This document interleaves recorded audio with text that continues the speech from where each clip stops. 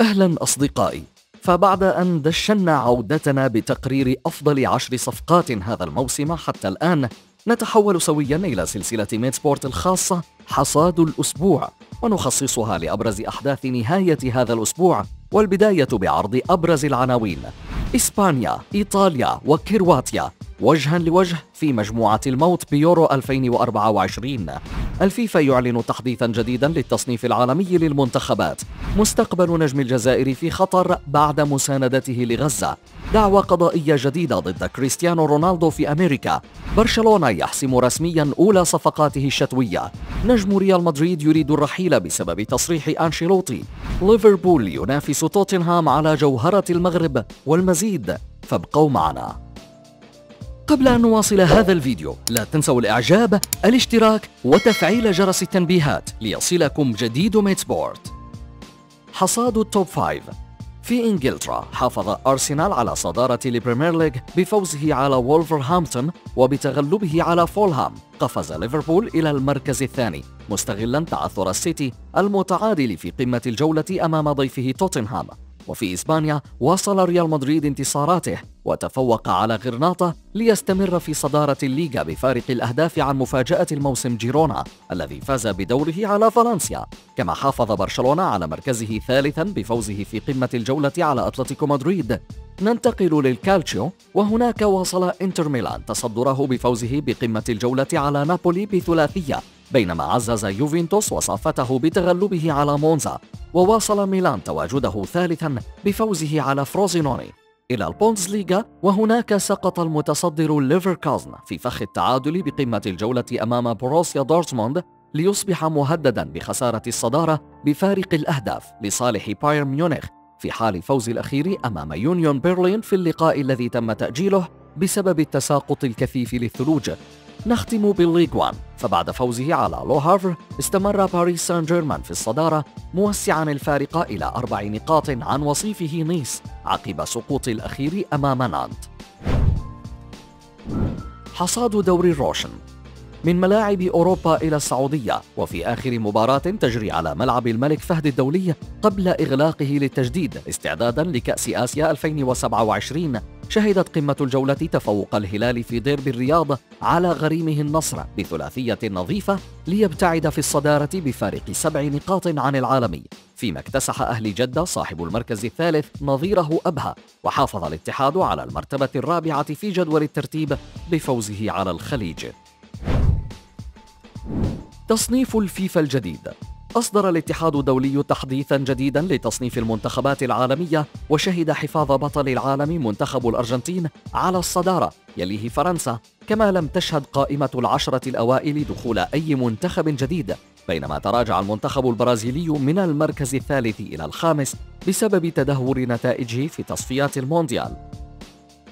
وجاء في المراكز من الثالث إلى العاشر على الترتيب منتخبات إنجلترا، بلجيكا، البرازيل، هولندا، البرتغال، ثم إسبانيا، إيطاليا وكرواتيا. كما حافظ منتخب المغرب على مركزه 13 عالميا والصدارة إفريقيا وعربيا. وبعد أسود الأطلس، شهد تصنيف العرب وجود منتخبات تونس والجزائر ومصر والسعودية تواليا في المراكز 28، 30، 33 و56 عالميا. قرعة يورو 2024.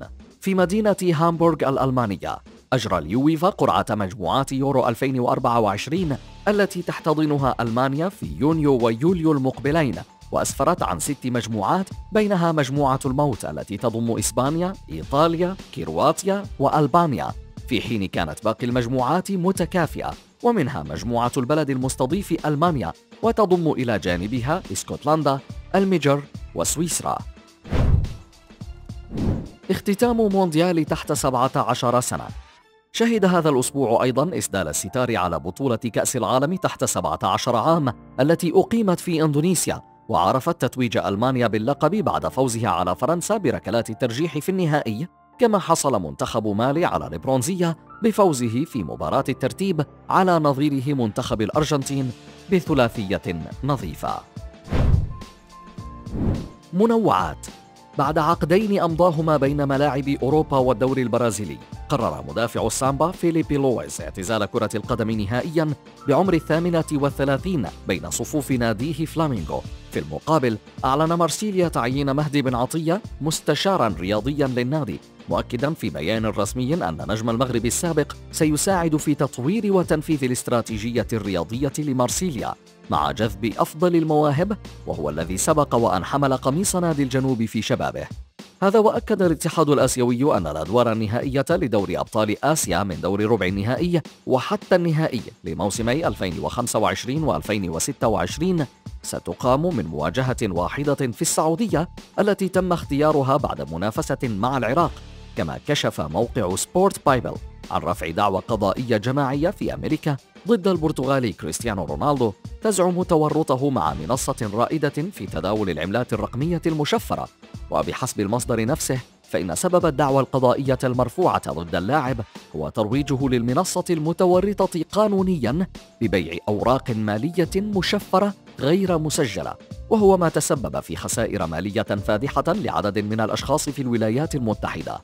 وفي خبر آخر، كشف تقرير فرنسي أن مسيرة الجزائري يوسف عطال لاعب نيس قد انتهت بعد قرار الرابطة الفرنسية بإيقافه عن المشاركة في مباريات فريقه ووضعه تحت الرقابة القضائية في انتظار محاكمته على خلفية منشوراته المساندة لغزة. وبنفس الصدد أجمعت تقارير فرنسية أن عطال لن يعود مجددا للعب بقميص نيس حتى بعد نهاية فترة عقوبته، وأنه من المنتظر أن يباع في فترة الانتقالات الشتوية بعد خضوعه للمحاكمة خلال الشهر الحالي بتهمة التحريض على الكراهية. جديد أخبار الانتقالات. بشكل رسمي أعلن نادي أتلتيكو بارانينسي البرازيلي أن لاعبه فيتور روكي سينضم إلى برشلونة في يناير المقبل كأول صفقات البارسا الشتوية، وكان النادي الكتالوني قد حصل على توقيع صاحب 18 عام في الصيف الماضي، ثم قرر إعارته لمدة موسم مع بارانينسي، لكنه عاد وقرر قطع الإعارة لضمه في الميركاتو الشتوي لتعزيز الصفوف بعد إصابة جافي الطويلة. ننتقل إلى الصين، وهناك أعلن البلجيكي مروان فيلايني نجم مانشستر يونايتد السابق والبالغ 36 عام أعلن إنهاء مشواره في الصين بعد 5 سنوات قضاها في صفوف شاندونغ تايشان دون أن يحدد وجهته المقبلة، لكن العديد من التقارير ترجح أنه قد يتوجه لإعلان اعتزاله.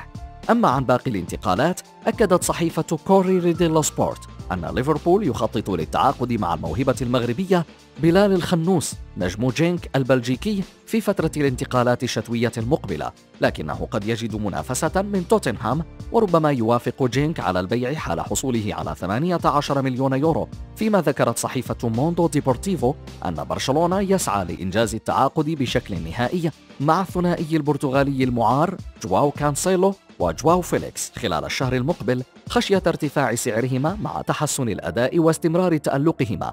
ويقدر البارسا قيمة فيليكس بنحو 40 مليون يورو، بينما يريد أتلتيكو مدريد أكثر من 80 مليون يورو. أما السيتي فيريد بيع كانسيلو مقابل 25 مليون يورو، لكن برشلونة مستعد لدفع 15 مليونا فقط.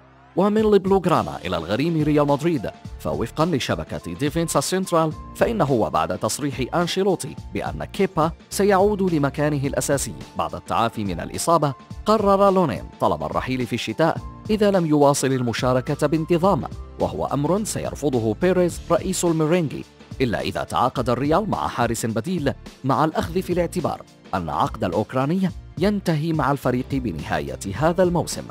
وسبق أن ارتبط بالانتقال إلى بوروسيا دورتموند وباير ليفركوزن.